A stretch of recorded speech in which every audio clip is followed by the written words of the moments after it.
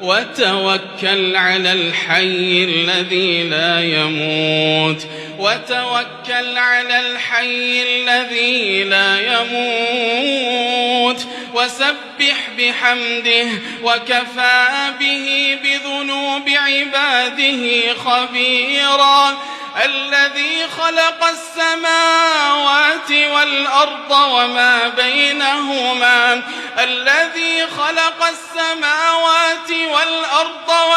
بينهما في 6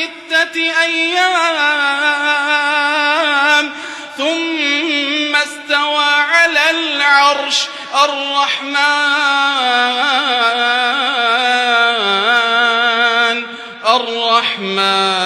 فاسأل به خبيرا.